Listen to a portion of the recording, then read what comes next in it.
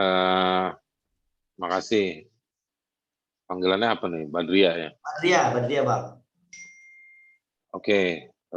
Selamat pagi, siang, sore, dan malam. Barangkali ada yang di Meksiko, sekarang udah malam, dini hari, pagi. Buat kawan-kawan semua, maaf telat, saya baru masuk rumah ini. Tadi dari Luiliang, ngisi seminar di Luiliang, 3 jam ke sana dan 3 jam pulangnya. Jadi agak capek di mobil. Untuk rokok dikit ya, biar kelihatan kinyis. Siap, siap Bang, siap Bang. Nah, gimana nanganin kasus, gimana ngebangun strategi kasus pelanggaran HAM, strategi penanganan kasus pelanggaran HAM. Nah, pertama sebelum ke sana, beberapa hal dulu singkat-singkat yang saya ingin lempar. Pertama, urusan hak asasi manusia itu bukan sekedar urusannya orang bidang hukum. Ada faktor psikologis di sana. Dulu waktu saya kuliah filsafat, itu kita belajar namanya filsafat manusia. Jadi ada materi filsafat manusia itu belajar tentang ujungnya mati gitu ya. Tapi belajar soal embrio, apa namanya, sperma misalnya kayak gitu, itu kita bahas. Didiskusin misalnya apakah sperma itu sudah dibilang manusia atau belum. Kalau dari sisi hukum, ada ukuran janin umur berapa bulan, itu dia diperhitungkan warisnya. Atau kalau dalam perceraian ada masa idah. Artinya kaitan soal yang dibilang soal manusia dan praktek manusianya soal yang namanya hidup itu aspeknya banyak sekali. Aspeknya banyak sekali dan setiap aspek bisa dilihat dari berbagai macam, kalau pakai bahasa universitas namanya bisa dilihat dari berbagai ilmu. Ada yang namanya ilmu hukum, ada yang namanya ilmu sosial, ada yang namanya ilmu kejiwaan, ada yang ilmu ekonomi. Nah, semua ilmu itu punya postulat. Postulat itu artinya punya keterkaitan pusat. Postulatnya itu artinya pusat pada si manusia. Ilmu ekonomi bilang manusia itu makhluk ekonomi, selalu berusaha untuk memenuhi kebutuhan materialnya dan beraktivitas untuk memenuhi itu. Ada kepentingan di sana. Itu juga ada kaitannya sama HAM. Kalau Anda suka baca buku teori HAM, ada itu yang pakai pendekatan ekonomi dalam soal hak asasi manusia, satu profesor ekonomi politik dari India. Nah, jadi singkat saya ingin memulai untuk menggambarkan bahwa ketika Anda ngomong strategi penanganan kasus pelanggaran hak asasi manusia, Anda bukan lagi mempraktekkan hukum acara doang. Anda sedang tidak menjadi lawyer saja, tapi Anda tahu bahwa Anda punya ilmu hukum, dikasih kelengkapan teknis sebagai lawyer, yang teknis itu untuk menopang si ilmu hukum, yang ilmu hukumnya terkait dengan si manusia. Di manusia ada pelaku, ada korban, gitu, ya kan? Ada macam-macam posisi. Nah, tapi ketika bicara soal pelanggaran HAM, maka sejumlah hal harus diingat. Pertama, dia dibilang pelanggaran HAM. Beda nggak sama istilah yang biasa kita dengar pelanggaran hukum? Saya mau bilang bahwa itu beda. Karena hak asasi manusia adalah sumber dari hukum. Anda, kalau belajar ilmu hukum, Anda lihat bahwa Teori hukum misalnya keteraturan, eh, mengelola, banyak semua ahli pakai bilang, tapi semua terkait dengan aktivitas, terkait dengan kepentingan, dan terkait dengan peran si manusia, baik sendiri-sendiri maupun bersama-sama. Di balik itu ada hak asasi yang melatar belakangi. Nah, tapi orang Indonesia itu resisten kalau dibilang bahwa hukum itu sumbernya HAM. Saya pernah ditanya jadi saksi ahli di Pengadilan Negeri di Tangerang. Dia bilang, mana lebih tinggi hukum sama HAM? Hakimnya nanya. Saya tanya, hak asasi manusia. Hakimnya saya tantangin. Perlu saya jelaskan atau tidak? Hakimnya nggak berani. Kata hakimnya, nggak usah dijelasin. Nah, jadi semua kepentingan. Nah, karena hak asasi manusia dia lebih mendasar, lebih mendasar karena dia melekat pada manusia. Kalau hukum dia melekatnya pada konstitusi. Nanti Yayan mungkin akan jelaskan soal itu ketika ngomong MK. Nah, konstitusi dibuat karena ada kesepakatan yang cukup abstrak untuk hidup bersama sebagai negara. Untuk melengkapi negara dibentuklah konstitusi. Jadi negara dan konstitusi plus hukum, dia adalah alat kelengkapan untuk memuliakan dan mensejahterakan si manusia. Begitu. Kalau Anda nggak percaya, pergilah ke satu tempat yang tidak ada aparatur negara. Misalnya pulau di Pasifik gitu, atau pulau di Atlantik, ke sana. Kalau Badria pukul saya pergi sama Badria ke pulau itu. Tidak ada hukum di sana. Tapi ketika Badria pukul saya akan merasakan sakit. Dan saya akan merasa tidak terima dipukul oleh Badria. Nah, itulah hak asasi manusia. Jadi hak asasi manusia sesuatu yang alamiah pada si manusia itu sendiri. Jiwanya, badannya, imajinasinya, dan apa yang dia rasakan. Nah, contoh lagi, besok Indonesia bubar. Apakah saya boleh datang ke rumahnya, misalnya Agus Pranoto? Saya bawa pisau, saya iris-iris kupingnya. Saya bilang, Gus, sorry nih Gus, gue butuh lionting buat kalung, gue minta kuping lo deh. Itu satu. Nah, Agus akan merasakan sakit dan dia akan berpotensi kehilangan martabatnya karena tidak lengkap strukturnya. Nah, jadi hak asasi manusia dia melihat pada si konstitusinya pada si manusia, bukan pada konstitusi tertulis. Ini agak abstrak, betul. Ini selalu jadi perdebatan antara para lawyers dan juga orang-orang ilmu sosial. Contoh lagi, ketika ada pengungsi datang ke satu negara, pasti para pegiat atau praktisi ilmu sosial dia akan langsung bantu para pengungsi.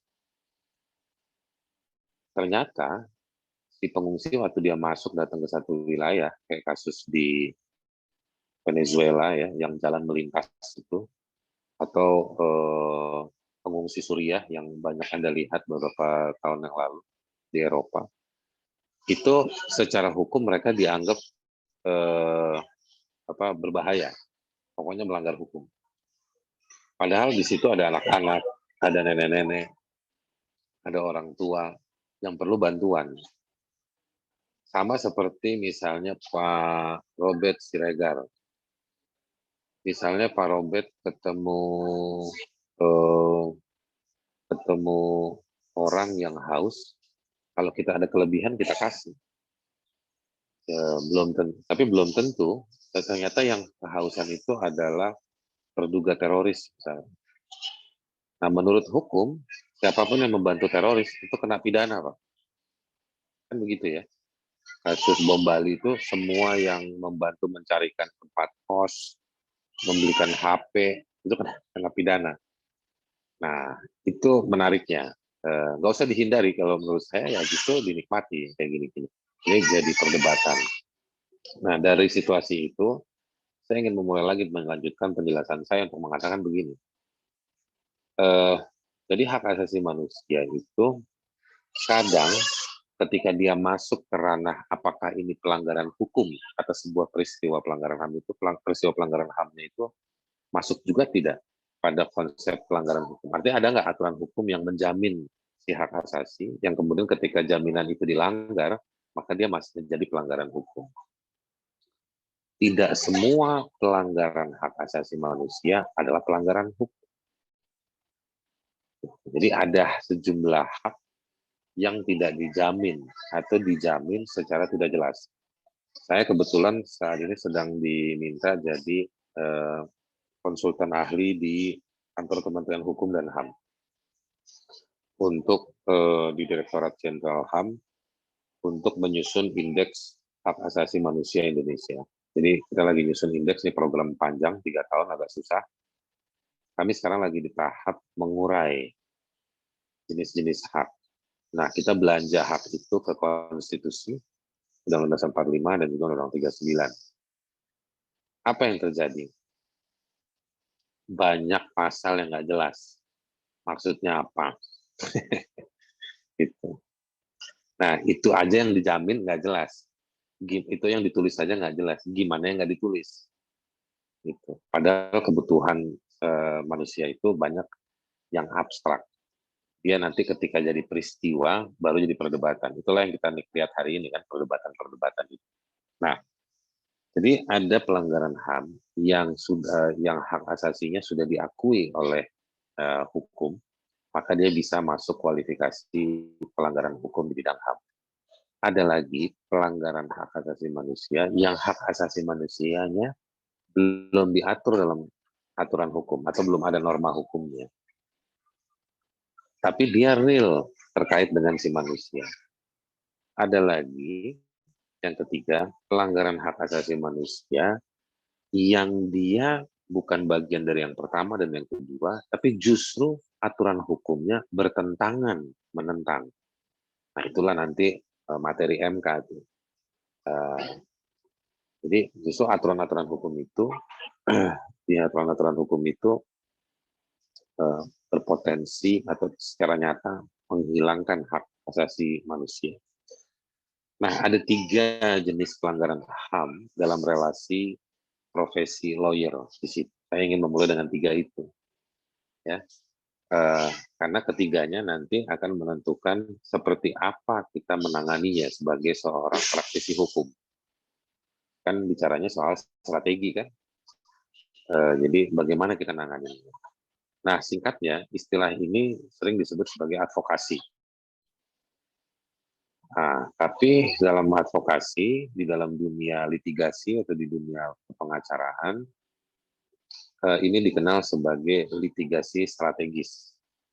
Jadi litigasi strategis artinya seperti apa menangani kasus pelanggaran HAM melalui kerja-kerja litigasi. Pertama, cek dulu apakah tadi peristiwa hak asasi manusia yang dilanggar tadi, pelanggarannya itu masuk atau terkualifikasi sebagai pelanggaran hukum. Ada nggak aturan hukum? Atau dilihat dari peristiwa hukumnya, peristiwa pelanggaran hukum, peristiwa pelanggaran HAM-nya, dia masuk atau tidak untuk dikatakan sebagai sebuah peristiwa hukum dan sebuah peristiwa hukum yang melanggar norma yang sudah positif berlaku. Itu dulu satu.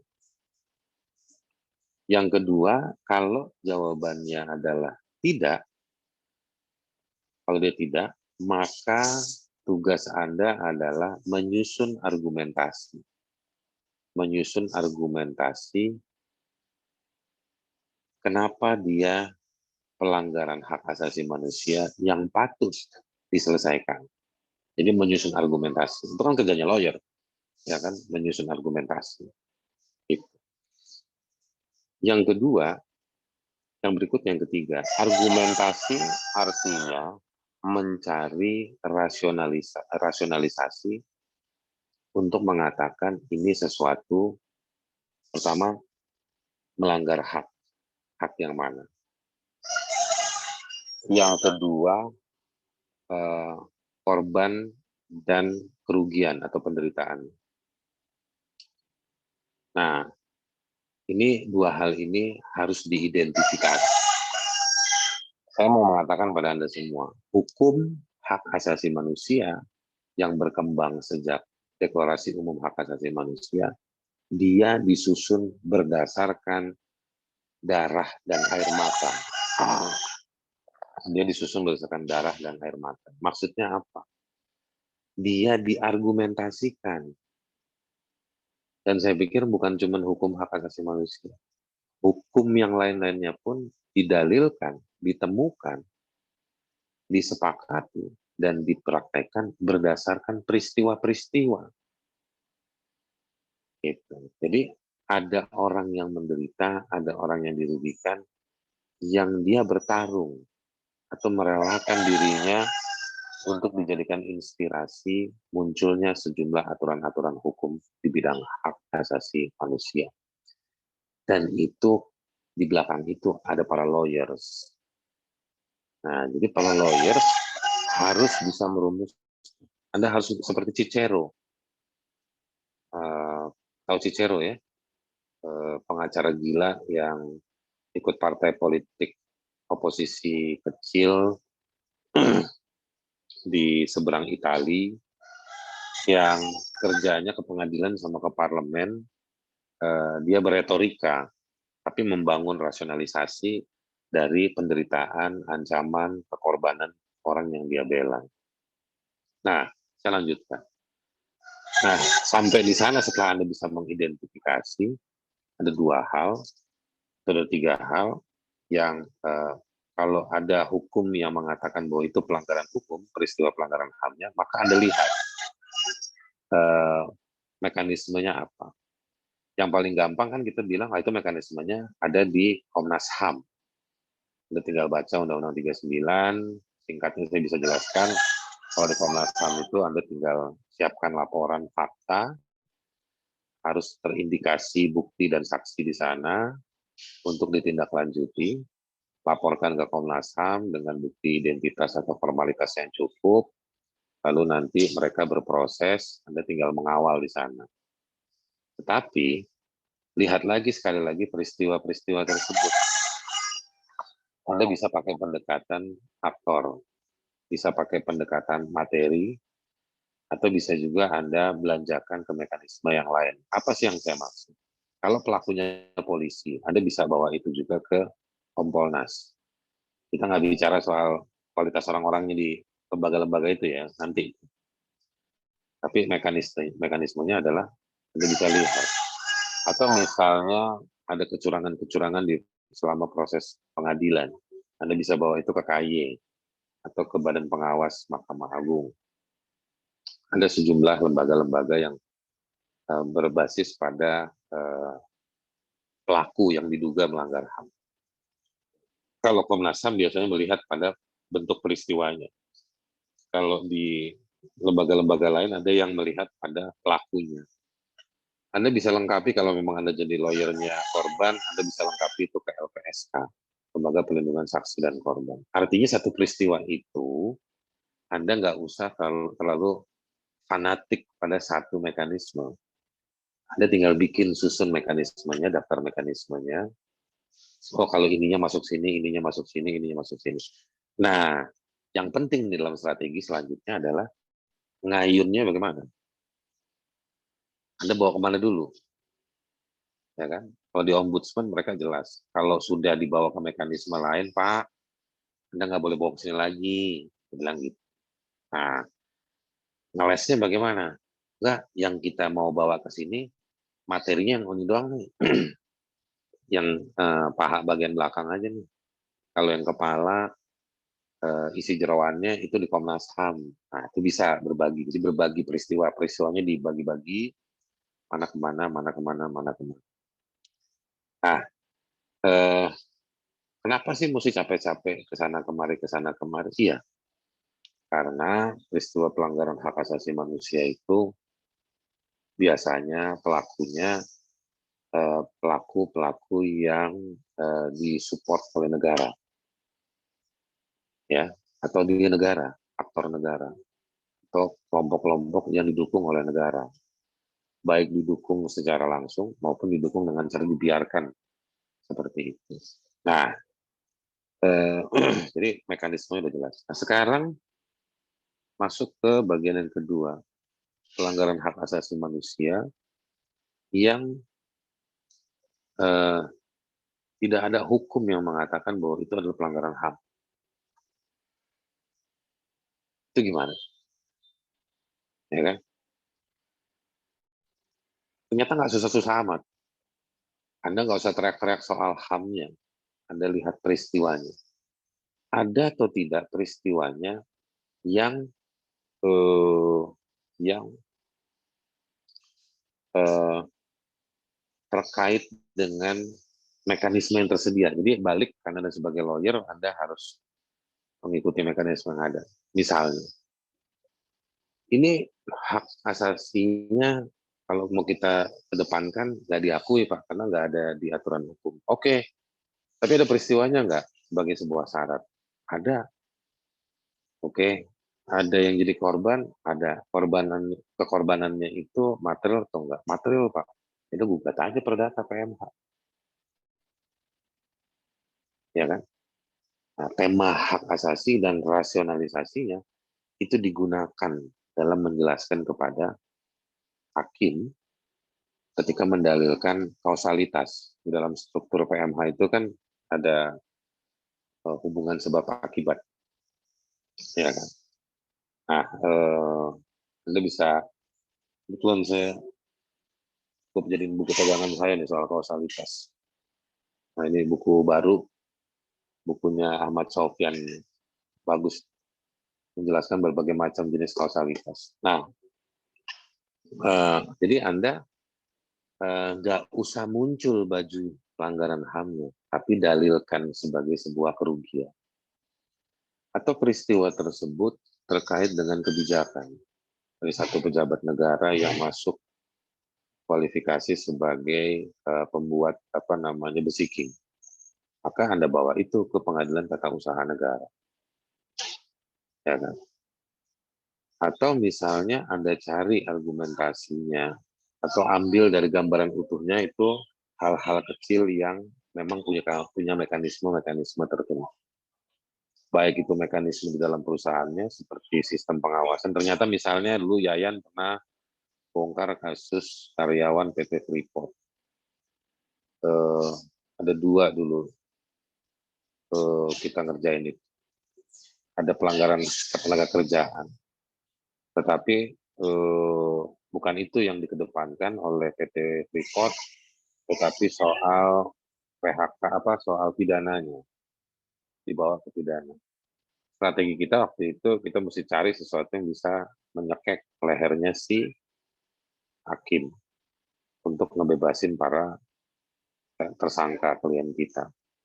Kita ketemu bukti bahwa hakim-hakim itu adalah hakim-hakim yang dibiayai hidupnya oleh Freeport. Kita bongkar, walhasil menang gitu. Jadi kalau mau nyari menang di negeri yang kayak begini, di negeri yang curang, menanglah dengan cara yang curang tapi terhormat. Gitu. Toh kecurangan yang kita lakukan adalah kecurangan yang baik. Kita belain orang tertindas dengan cara kita membongkar kejahatan para penguasa. Jadi di Mahkamah Agung kasus kita ini dibahas.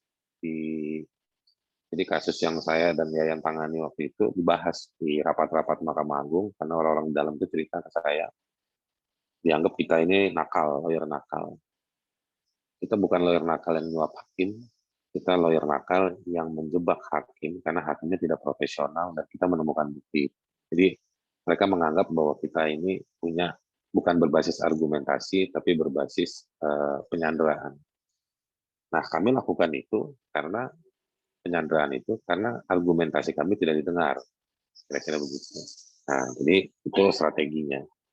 Nah, balik ke strategi dasarnya dulu, Anda pilih dulu mekanisme-mekanisme dari satu gambaran yang utuh tadi itu. Dari satu gambaran yang utuh tadi itu, ada nggak poin-poin mana yang dibawa ke mekanisme? Nah, waktu Anda milih mekanisme, ya, baik tadi yang ada norma hukumnya maupun tidak ada norma hukumnya, Anda harus memperhatikan, ya kan, eh, kapasitas pembuktian yang Anda punya. Itu satu hal. Yang kedua, nanti saya akan jelaskan kaitan. Yang kedua, kapasitas berargumentasi, ya kan? Kapasitas berargumentasi, kapasitas pembuktiannya, dan yang kedua, kecocokan untuk, atau dalam bahasa lainnya, kecocokan untuk, bukan kecocokan, tapi kesulitan penguasa pelaksana mekanisme itu untuk menolak argumentasi Anda. Nah, Anda periksa itu dulu. Nah, kenapa saya ngomong pembuktian? Karena kalau melihat sejumlah proses hukum acara pelaksanaannya, lawyer kayak saya paling enggak, yang tidak kasih uang ke petugas hukum, mereka itu bukan memeriksa, tapi mereka mencari celah untuk tidak melanjutkan laporan kita. Laporan saya misalnya. Itu sudah sering saya alami kayak gitu. Nah, jadi yang saya mau katakan, kelengkapan bukti di setiap unsur, Anda punya gambaran peristiwa, Anda menguraikan pasal-pasal atau dugaan-dugaan mekanisme yang mau Anda gunakan. Nah, di situ Anda nanti harus dilengkapi dengan bukti saksi dan juga argumentasi. Jadi Anda harus simulasikan. Jadi saya kalau di kantor itu dengan teman-teman lawyer di kantor, setiap kita diskusi dulu, ini kasus ini mau dibawa seperti apa, pakai mekanisme apa, pakai pasal yang mana, lalu kita uji simulasikan buktinya, saksinya, dan juga argumentasi. Itu argumentasi dulu, terus nanti argumentasi kita, pembuktiannya gimana. Lalu nanti saksinya siapa. Nah, untuk kasus pelanggaran HAM yang berat, untuk kasus pelanggaran HAM yang tidak ada norma hukumnya, maka Anda harus mengandalkan konstruksi rasionalisasi untuk mengatakan ini kejahatan. Dan Anda harus cari siapa saksinya dan apa buktinya. Nah, itu yang harus dilakukan. Nah, itu kurang lebih satu proceeding atau proses. Sekarang apa yang harus dilengkapi dari situ semua? Kalau ini kasus pelanggaran HAM, maka Anda harus tahu bahwa ini Anda berhadapan dengan siapa. Karena Anda sudah tahu bahwa Anda berhadapan dengan siapa, biasanya perusahaan yang duitnya banyak, bisa bayar petugas hukum, petugas administrasi, preman, untuk ngancem. Atau bukan cuma mengancam, tapi juga persuasi, di lobi, untuk dikasih uang, dan lain-lain. Atau Anda berhadapan dengan penguasa yang punya aparat juga banyak, bisa kasih perintah, punya senjata. Nah, maka Anda harus mempersiapkan sejumlah hal. Saya nggak bilang soal nyali dan itu urusan masing-masing. Tapi Anda harus tahu bahwa urusan ini urusan publik. Maka rentetan komunikasi personal dan publiknya harus bagus. Nah, lawyer-lawyer yang kerja di bidang pelanggaran HAM itu biasanya sering kena tuduhan-tuduhan. Selain tadi coba disuap, ditakut-takutin, diintimidasi, serang fisik, lalu juga dilaporkan secara hukum. Jadi misalnya saya pernah dampingi Serikat Pekerja Semen Indonesia berhadapan dengan law firm nomor 1 terbesar di Asia Tenggara. Ya, kita bikin statement bahwa hak normatif tenaga kerja itu nggak dibayar oleh si perusahaan. Saya kena somasi. Karena saya bikin statement itu di website dan ke media, saya kena somasi saya. Disomasi, katanya dianggap melakukan pencemaran nama baik. Tapi akhirnya saya nggak klarifikasi, tapi saya nantangin aja si Loven itu. Tapi ada nggak diterusin juga. Nah, yang ingin saya katakan, cara bentuk konstruksi pilihan kata, waktu lewat mana, itu penting dalam menyampaikan message kita. Dan itu tugasnya lawyer. Jadi Anda nggak usah takut. Anda dilindungi secara profesi. Nah, tapi Anda harus perhatikan pilihan katanya, konstruksinya, timingnya, lewat media yang mana. Nah, dan sebelum itu semua, Anda lihat lagi, apakah peristiwa-peristiwa itu penting disampaikan secara personal, secara tidak terpublikasi. Jika dianggap penting, lakukanlah. Tapi sekali lagi, apakah Anda yang harus menyampaikan? Cek juga legal standing Anda. Kalau legal standing Anda nggak ada, Anda nggak punya beban. Misalnya kayak kasus sekarang yang saya dituduhkan oleh Luhut Binsar Panjaitan. Beberapa orang yang bela dia bilang, kenapa nggak nyampein langsung? Saya bilang, loh itu hasil risetnya bukan saya yang bikin, jadi saya nggak punya legal standing untuk menyampaikan hasil riset 9 organisasi. Itu sih 9 organisasi yang punya tanggung jawab nyampein ke Luhut Binsar Panjaitan. Gitu. Nah, diperiksa dulu legal standing. Kalau memang legal standing cukup, Anda bisa lakukan. Jika tidak, bagaimana caranya supaya bisa dilakukan? Cari surat kuasa. Dan di surat kuasanya bisa disampaikan juga, harus disampaikan juga untuk menyampaikan pada ruang publik. Itu bisa dibikin kontrak terpisah. Nah, itu yang menurut saya penting dilakukan untuk melakukan pembelaan, menyusun strategi, hal-hal yang sangat basic untuk menyiapkan strategi penanganan kasus pelanggaran HAM. Saya mungkin berhenti di situ, Mbak Dria. Mungkin ada yang ingin menambahkan. Nggak usah nanya lah, kita sama-sama belajar semua. Jadi nambahin aja. Atau mungkin kita dengar dulu Yayan, sembari saya ngaso juga. Siap. Terima kasih.